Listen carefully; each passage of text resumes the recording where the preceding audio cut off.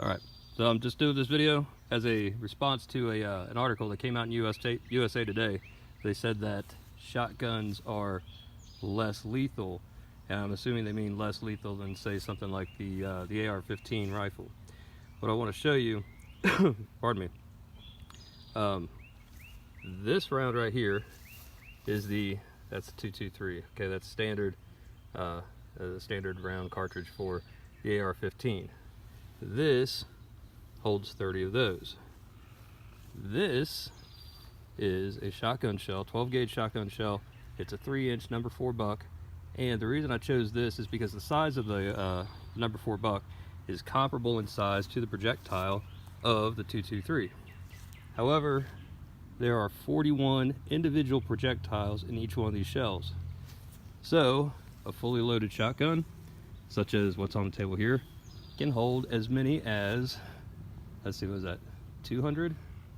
Yeah, it's about 200 individual projectiles that are roughly the same size as these.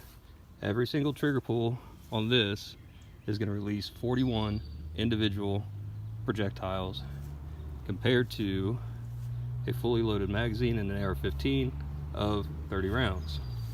So what I want to do, I've got some targets set up downrange. We are at 12 yards, which is, I chose that as roughly like an across the room distance, if you will. Sorry, I've got to make sure I'm focusing the camera in the right place.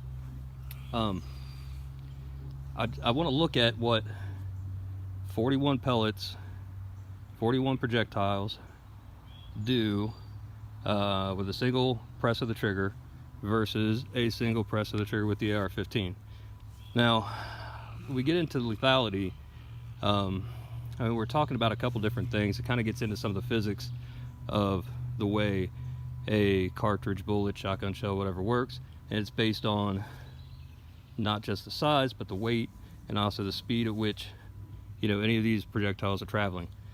So, but here we're talking, you know, in this case, 12 yards. At 12 yards, all of these are, you know, these are going to be lethal. These are also going to be lethal to 100 yards. So I think, you know, lethality is, you know, I mean, how are we defining that as far as what's lethal and what's not? But just for, you know, just an exercise, we're going to take a couple shots. I'm going to load each one of these shotguns with one of these 3-inch rounds of number 4 buck. Just because even though these two shotguns are functionally identical, there is going to be a difference in the way they pattern those 41 individual pellets. Then we'll do a shot with the rifle. Actually, I'm going to start with the rifle. Then we'll do each shotgun, and then we also have 2 different melons I'm going to set up. I'll shoot one with the rifle and one with a shotgun. So I'm going to set the camera up so you can see the targets downrange, and we're going to keep on rolling. We're doing this all in one take, and then we'll go check everything out.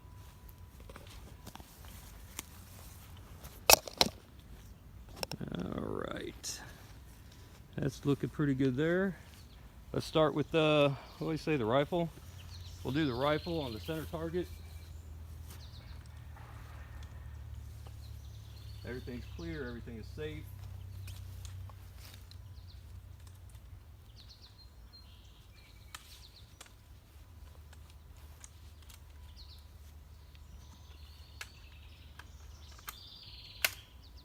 Magazine's loaded. Firearm's charged.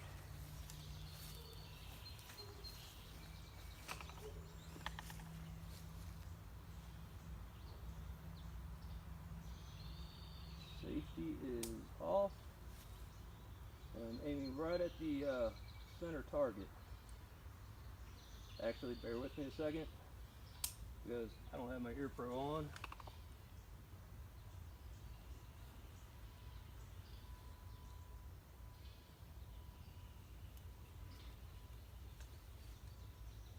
All right, center target.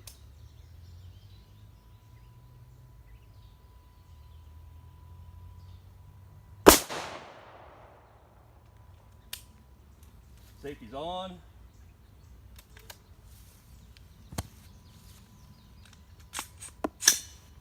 chamber's clear.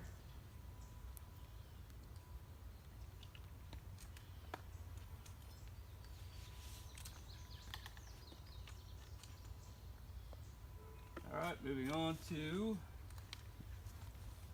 we'll start with the choke shotgun.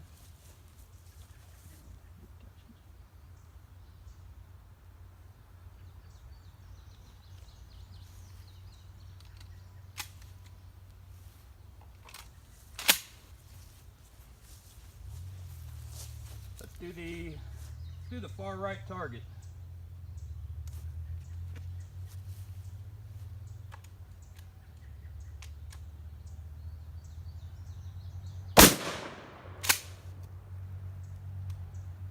Safety's on.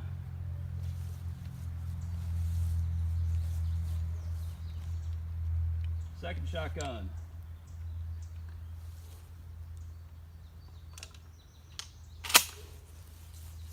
To the left target.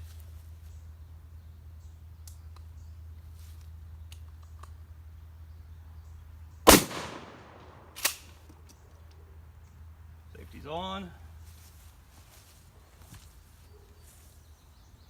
All right, we're gonna go look at each of those targets. This is also the first time I fired this load through either of these two shotguns, so I have no expectation of what it should look like.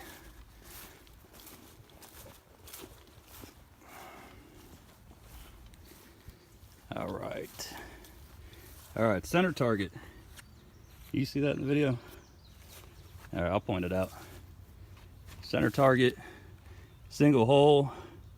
That's from the 223 rifle. Our second target, this one over here on the right, this was the shotgun with the choke barrel. It's a full choke, and those are 41 pellets. How wide is that? Roughly 7-8 inches wide, and about a square, sort of, whatever you want to call that. Anyway, so you can see the individual holes. Those are roughly the same size as that hole there in the middle. Come over here, that was also way low, but the pattern's wider because that shotgun, it doesn't have a full choke. It's a fixed choke, but it's much more open than the shotgun that did that over there on the right. So those 41 pellets are opening up a lot more in the same amount of space. So I'm gonna put the camera back up on the stand, and then we got these here melons. Set those up. We'll do the watermelon with the rifle. No, I take that back. I'm gonna do this one with the rifle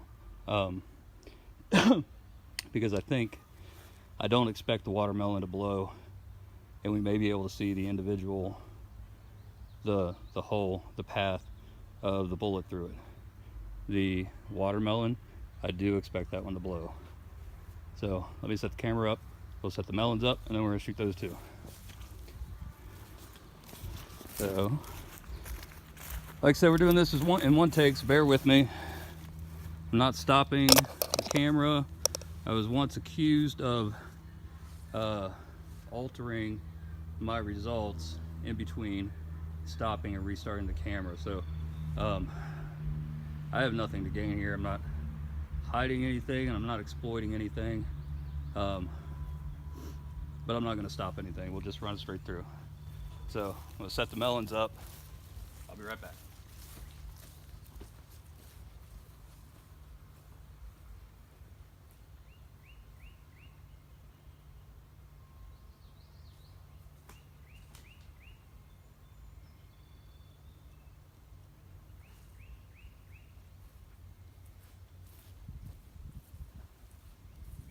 About 4 inches low with the rifle.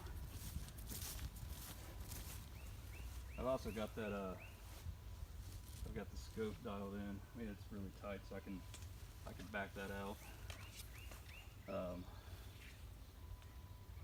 so I can see the target better. All right.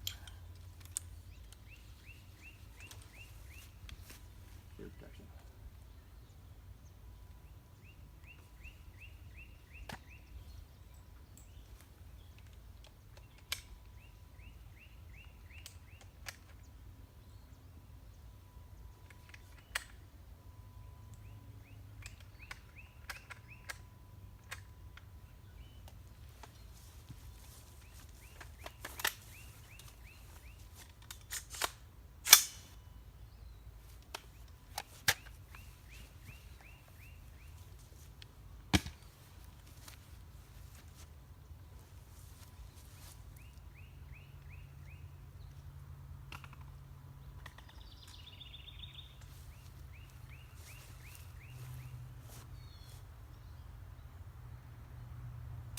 Safety's off.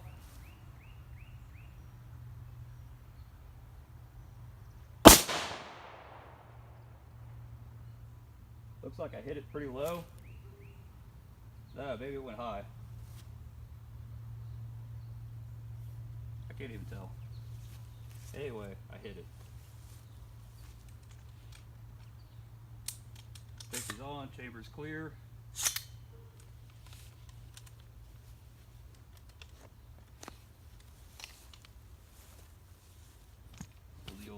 This shotgun.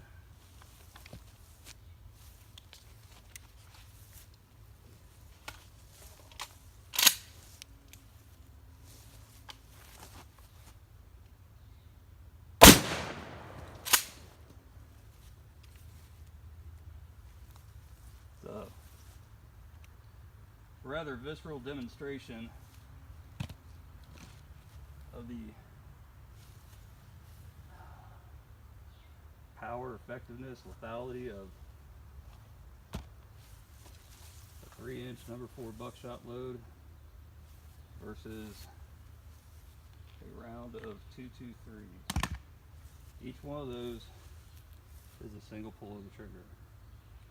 So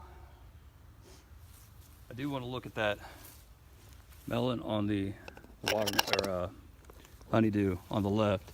I hit it, it's cracked. Obviously cracked. Oh, I see. I hit it really low. All right. Yeah, that's where it went in. Right through there. So it's cracked.